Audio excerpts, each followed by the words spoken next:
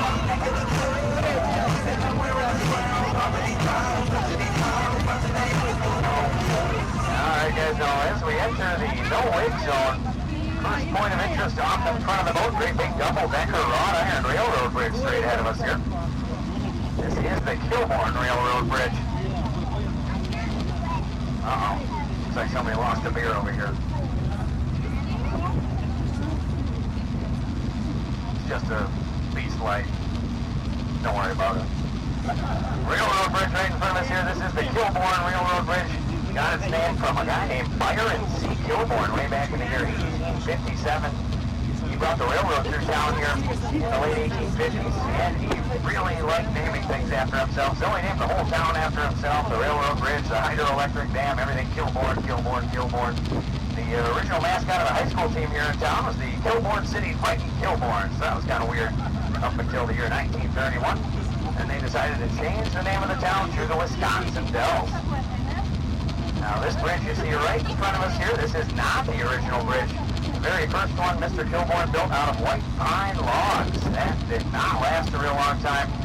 Got struck by lightning and burned down a few years later. So naturally, the second bridge that he built, he used white pine for that one too. That one burned down as well. So this is actually the third bridge. Third time around, he got a little bit smarter, I guess, in the year 1903. Built this one out of wrought iron. It's been here ever since. Well over 100 years old now, and it is still in use today. A little further downriver, you can see the current highway bridge, big four-lane bridge. You guys maybe have driven over top of that thing. Maybe already today in search of a grilled cheese sandwich from the Cheesy Tomato over there. Hot new restaurant here in town. A little further downriver from the bridge, you can see the Kilbourn Hydroelectric Dam. Separates the upper dells here from the lower dells. Now it is just about a 55-foot sheer drop right over that dam right in front of us. So we're going to need to pick up some speed. Here we go. I'm just kidding. Don't worry. Yeah, maybe on my last day at work, you guys want to come back in about 2 months. That'll be a good time right there. Yeah, the Kilbourn Hydroelectric Dam right in front of us here, guys. Now, when they completed construction on the hydroelectric dam, that was back in the year 1909. That pretty drastically changed the look of the landscape for us here, at least in the upper dells of the river anyways. That hydroelectric dam raised the water level by about 17 or 18 feet, covered up a lot of the shallow shoreline, kind of altered the look of the rock formations here in the upper dells for us. So if you guys go back and check out any of the old-time black and white photographs of the upper dells before 1909, any photographs from before the dam, you'll be able to see a lot more of the exposed rock than you can here today. The lower dells will look almost identical. The upper dells will look just a little bit different because of the Kilbourn Dam off to our right here. So a little look at the downtown Wisconsin dells for you guys here this afternoon.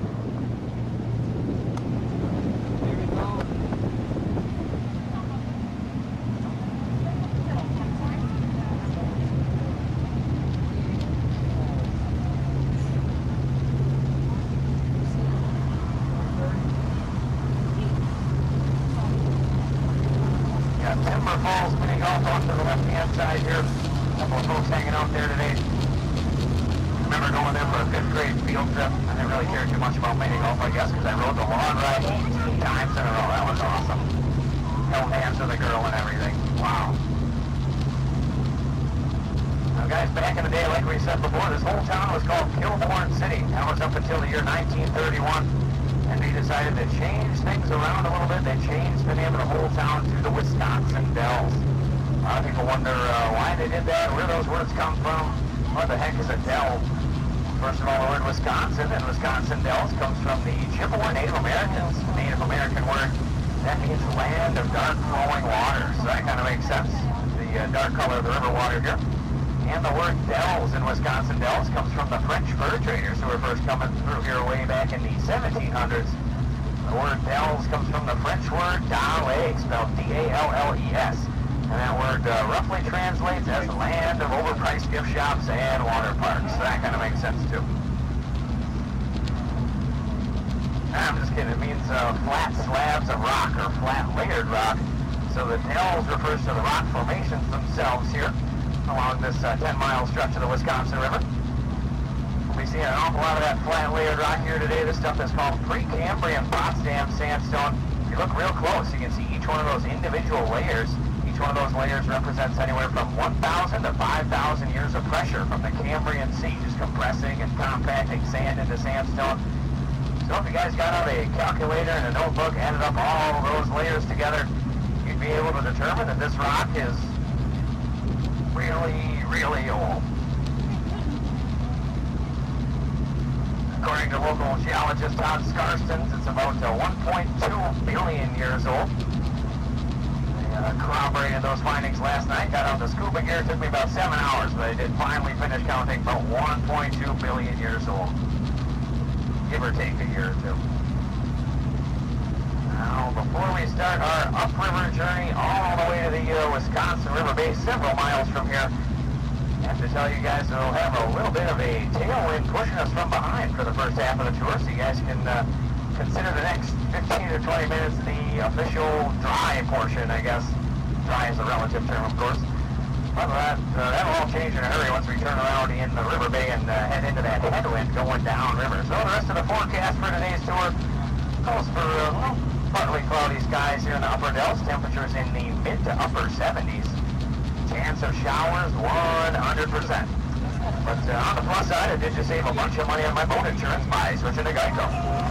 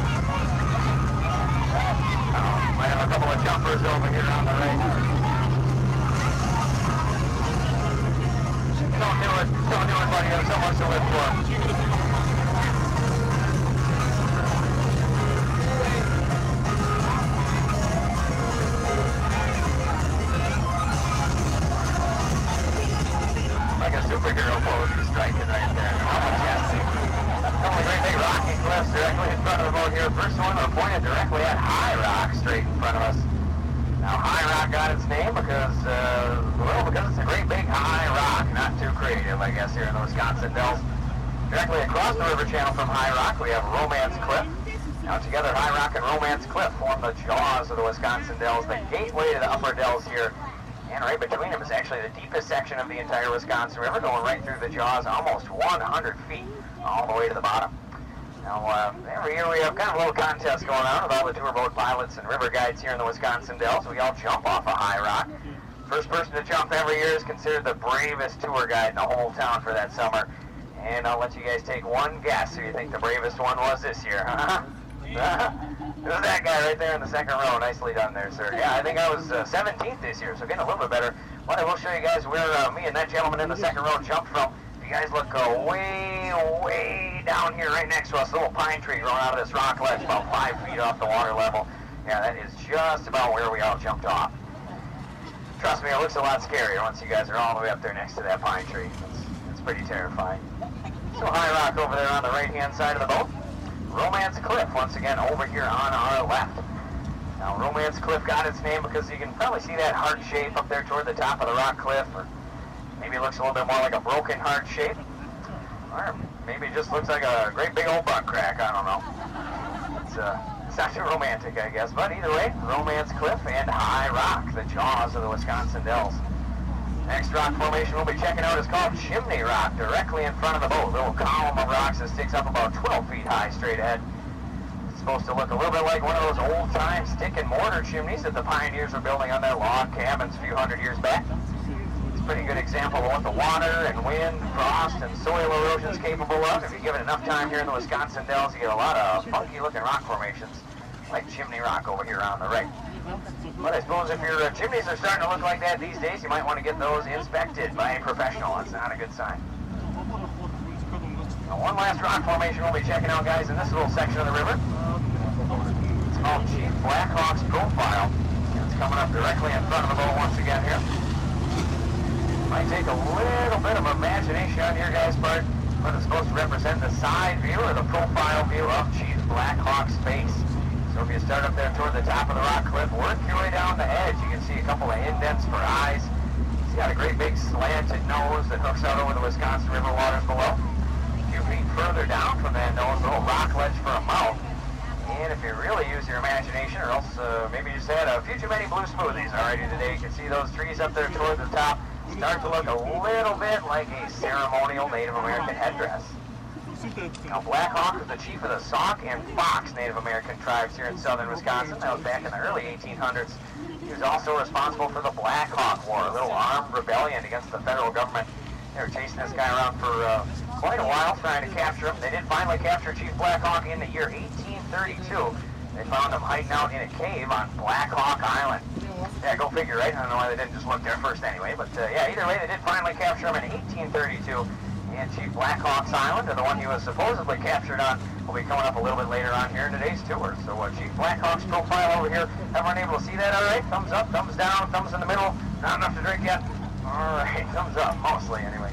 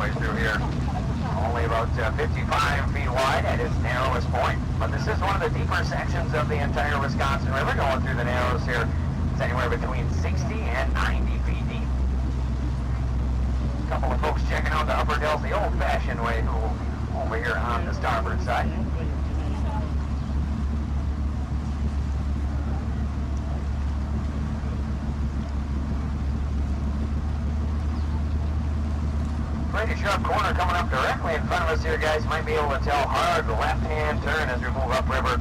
This is the Devil's Elbow. Pretty scary, huh?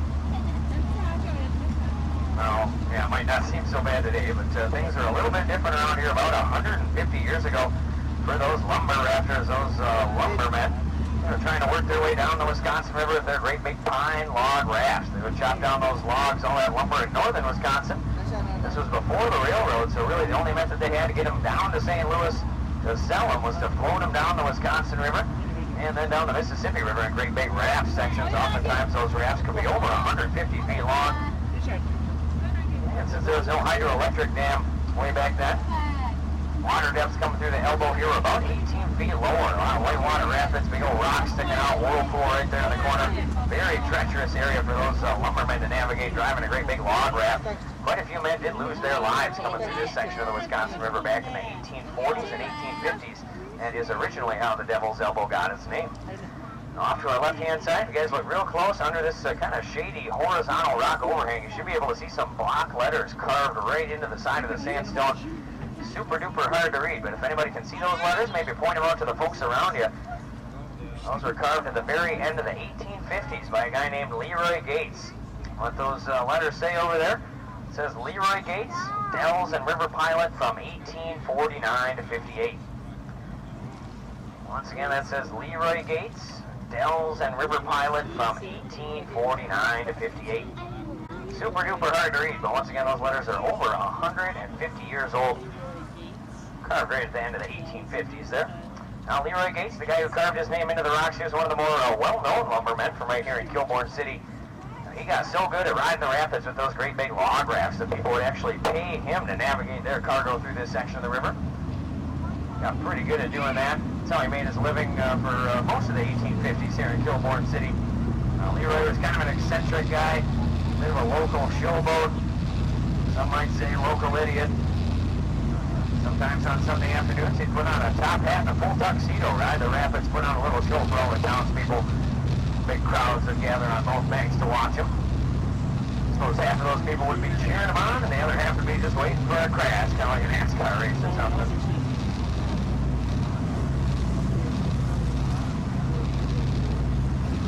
Guys, back in the day, we used to be able to get right through the Devil's Elbow and get back up to speed almost immediately.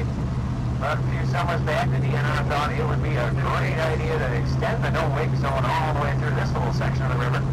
Extend it by about 150 yards or so. And at this point, I just cannot afford any more tickets. So we're just going to take her nice and easy for another minute and a half here, guys.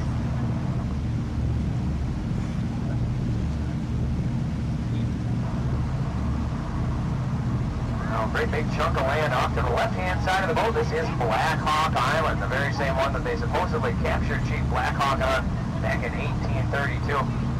Used to be owned by the University of Wisconsin. Today it's owned by the state of Wisconsin, and it is protected, along with about 90% of all the rest of the shoreline around here, protected by the state.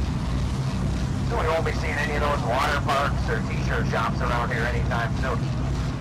So if you guys are looking to get a lime green t-shirt that says "Sun's Out, Guns Out," yeah, probably won't be able to find that. At least not on Black Hawk Island anyway.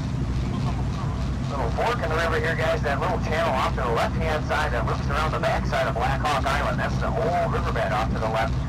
Used to be the main channel of the Wisconsin River up until about 14,000 years ago.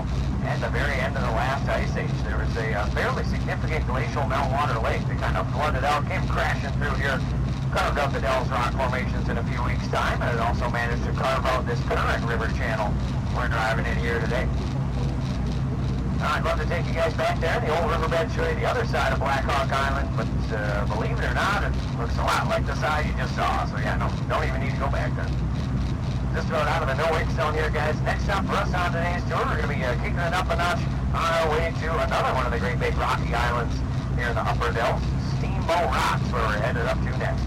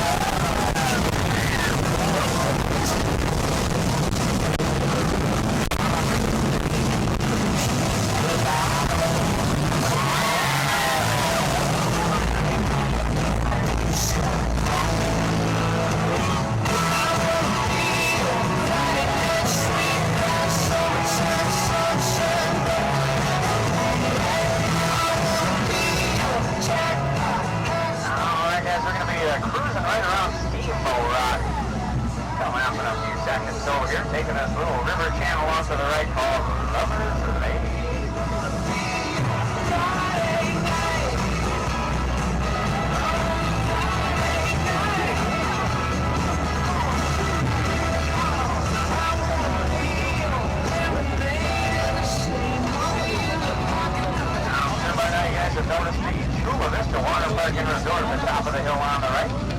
Now, of course, Chula Vista comes from a Spanish word or phrase, which means pretty view. And we all know what it means in English. Pretty expensive.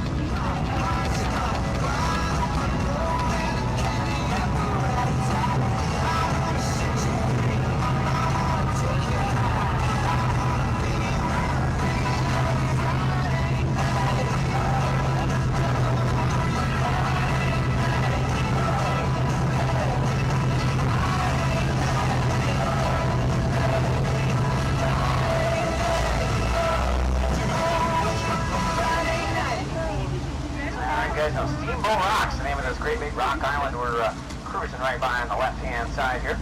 Got its name from a guy named Henry Hamilton Bennett, a little better known as H.H. Bennett. That's what his buddies called him, old H.H. He was the very first guy to take photographs of all these weird-looking rock formations and caves and caverns here in the Wisconsin Dells, and he got to name almost every single thing that he saw. And since he was the first guy to oh yeah, he named everything here in the Wisconsin Dells. Named this one Steamboat off to our left-hand side. You see, it kind of looks like a great big old-time paddle wheel steamboat.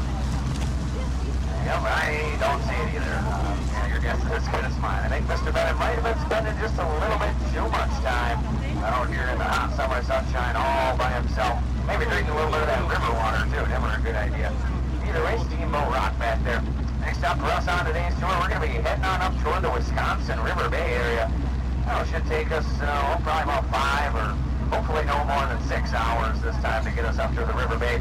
So if you guys want to take out the crossword puzzles, maybe a steamy romance novel, that would be a pretty good time to do that. And on today's meal service aboard the boat, we're going to be having a gluten-free vegetable lasagna. So hopefully everybody's hungry. Here we go.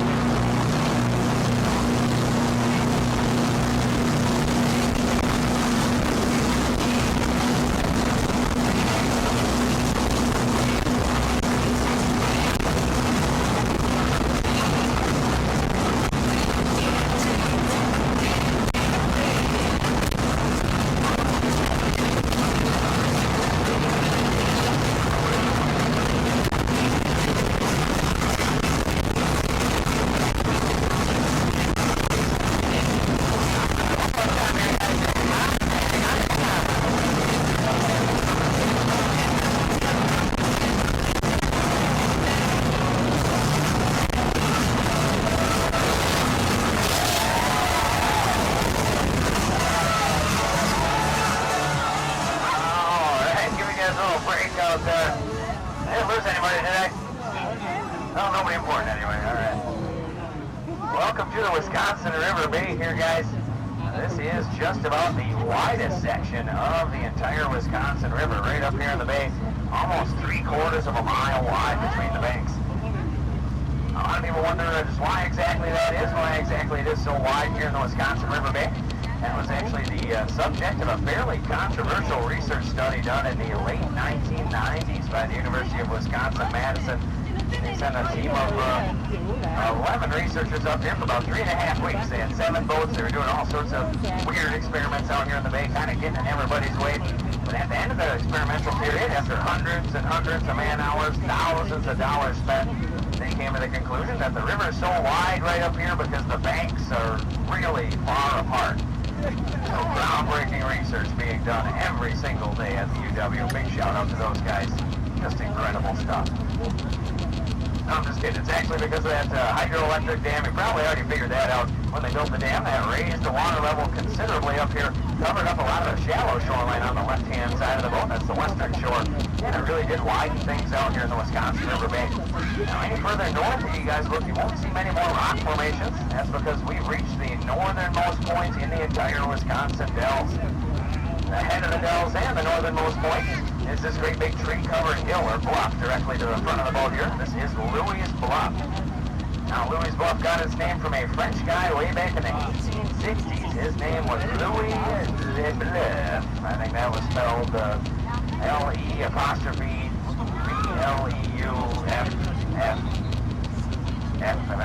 Yeah, he was a Frenchman. He served in the U.S. Civil War, and after the Civil War, he ran a trading post on that bluff for almost 30 years with a couple of his wives. Not at the same time. He did get remarried in there at one point, but both of those wives did meet sort of tragic endings. They both died under strange circumstances. Kind of weird. Louis' first wife, she died after she ate some poisonous mushrooms that she found while walking through the forest over here. Yeah, never a great idea to just start chowing down on anything you find on the forest floor. I guess she learned the hard way. Died a few days after eating those bad mushrooms. Now, Louis got himself a new wife about 2.5 years later. His second wife died in a strange way as well. She died of a severe head injury. I guess she wouldn't eat the mushrooms. Yeah, sorry about that one, guys. But you come to Wisconsin on vacation, you gotta expect the jokes to get just a little bit cheesy from time to time. All right, that's enough of that. Any further north you adventure on the Wisconsin River, you probably run into a sandbar, a tree stump, something like that. It gets pretty shallow for the next few miles. So we're going to be turning the boat around. We'll be headed downriver for the remainder of today's tour. Now, before we do head down that way, I have one very, very important question to ask everybody on a scale of 1 to 10, 10 being wet and 1 being dry. How wet do you guys want to get on the second half of the tour here today? Let's see those hands. Got a 10, a 10, a 10, and a couple more 10s, a 1 right there in the third row, another a 2 in the back. Alright, a couple more 10s here. Also, those are very enthusiastic 5s. I'm not sure how to interpret that. Another 1 popping up in the middle there. Let's see, average all those together looks to be an average score of about a 9.16. So we'll type that into the dashboard computer here, calibrate this thing to 9.16. Now, we can actually loop the water around those of you who don't want to get wet and just drench the 10s. Pretty revolutionary technology we have aboard the Wild Thing jet boats that allows us to do that. But yeah, it is still kind of a new system this year, still getting those last few bucks worked out, so just bear with us. Here we go, guys, downriver. Yeah, feels like a perfect night. Sing along if you know it. Like hipsters and make fun of our accents. Yeah, feels like a perfect night.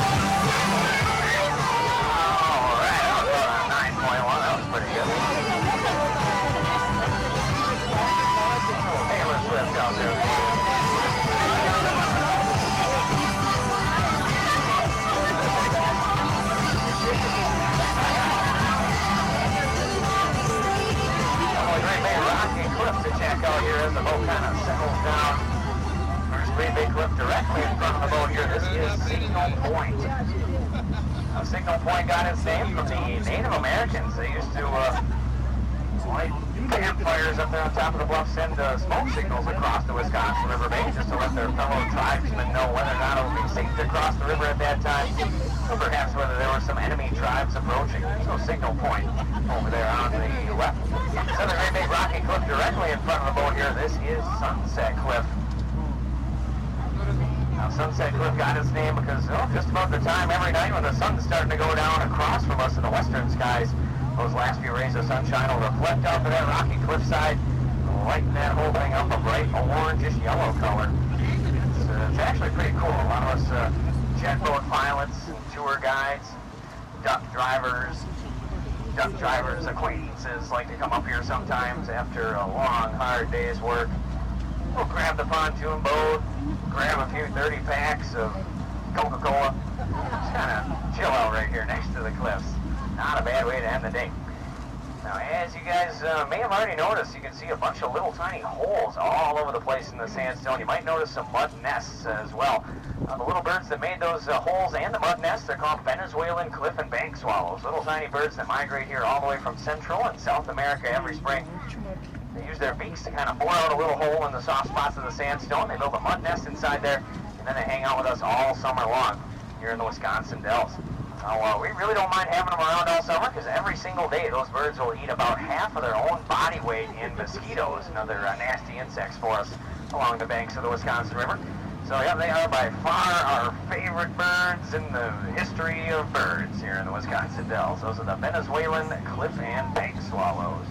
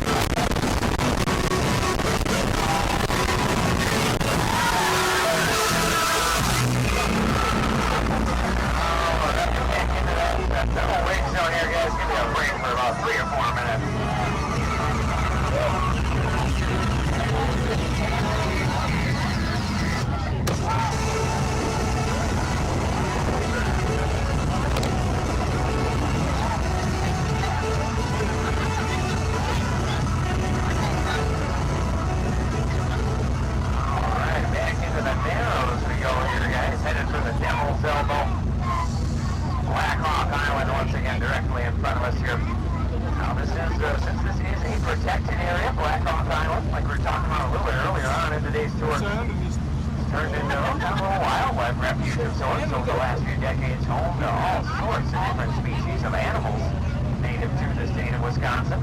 You guys take a real close look over there on Black Hawk Island. You might be able to spot anything from a Wisconsin white-tailed deer to a wild turkey, maybe a fox, a possum, chipmunk, squirrel, furry little rabbits, big bunnies, little bunnies, big birds, Snuffleupagus, Goofy, Snoopy, Scooby-Doo, Batman, Robin, Spider-Man, Superman, the Teletubbies, Elvis, lions and tigers and bears. Oh my, very good. No, yeah, no guarantees you'll actually see any of that stuff over there, but who knows what you might find over there on Black Hawk Island. Now, one question I do get from time to time, a lot of people wonder about this dark brownish, kind of greenish color of the Wisconsin River water. A lot of people think the river might be just a little bit polluted. Now, there are a couple of rumors going around about just what exactly gives the river that dark brown color. Unfortunately, the consensus from the scientific community seems to be it's due to the fact that this river flows through several sewage treatment facilities up in the northern half of the state there. So, yeah, if you guys did happen to get any of that river water on your clothes, or hopefully not on your skin, you probably want to go home and take a shower right away. Maybe even use some bleach. Gross. No, I'm just kidding. Yeah, don't take a shower and bleach. That would not turn out too well. Now, the river actually gets its dark brown color from something called tannic acid. It comes out of the roots of the tamarack pine trees up there in the northern Wisconsin tamarack swamps. Seeps out of the roots of those trees, gets into the water system, dyes the entire Wisconsin River a beautiful greenish brown. Just about to exit the Narrows here today, guys. One last corner we got around. This also signifies the final stretch on the tour here today. Now, we can finish things out two different ways. I'll give you guys two different options here. Option number one, we can just kind of keep it at cruising speed here, go nice and slow, take it real easy, enjoy all the sights and sounds, smells of the Wisconsin River. I can maybe light a few candles back here for everybody, maybe turn on some classical music, or maybe a little Michael Bublé for the ladies. I know they like that sort of stuff. That kind of sounds nice, actually. Or option number two, we could go fast. Alright, so one or two, what are you guys going for here?